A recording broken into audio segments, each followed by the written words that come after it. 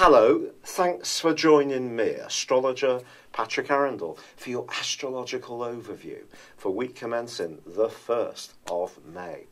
Uranus, the planet of surprises, continues to be joined by Mercury, the retreating planet of communication. The inference is clear. There's going to be a lot of nervous energy pulsating around the heavens. They're both in Aries, which is a random zodiac sign for Uranus in particular. With Mercury, this can create action in a positive way, but I think it could see us wanting to break away from any kind of cloying restrictions, but at the same time, we can also dazzle people with bright ideas. If something has been coming up and causing some challenges over the last few weeks, by Wednesday, when Mercury goes forwards, it can be an opportunity to get on the front foot and to feel that we've got to a point where we've got the solution, but it may require a more novel approach. Of course, Venus has returned back into the sign of Aries too, and is gaining a firmer foothold this week. But on Monday and Tuesday, she is in a rather challenging angle to the point of destiny, which is in the sign of Virgo. This suggests that balancing our desire and our focus on ourselves against what other people expect from us can be the challenge around our love lives. However, this is a week, of course, when the sun continues in the very earthy and sensual sign of Taurus. So anything which helps us to connect with the earth or to connect with a little bit of luxury is going to be something we relish. But there is a quarter moon on Wednesday with the sign of Leo.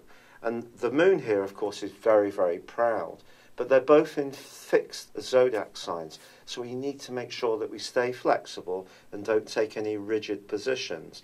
Because with all that electricity in the sign of Aries, what this could do is actually see us a little bit stressed out. As the week goes on, however, the sun starts to forge an amazing angle with Pluto. Tiny Pluto is the most influential of all the outer planets. It's all about elimination and recreation.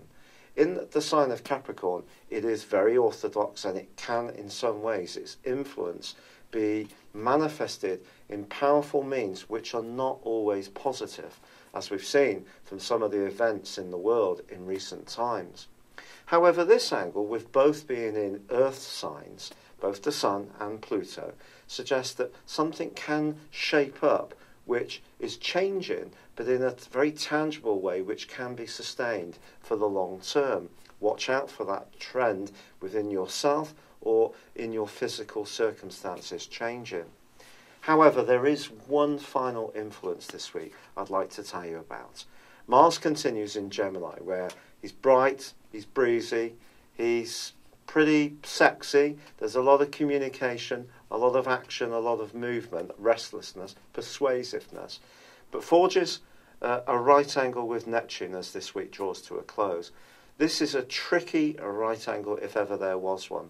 If you're thinking of buying or selling or getting involved with someone from a romantic viewpoint, be absolutely sure about what you're getting into, because what you're told may not actually be true.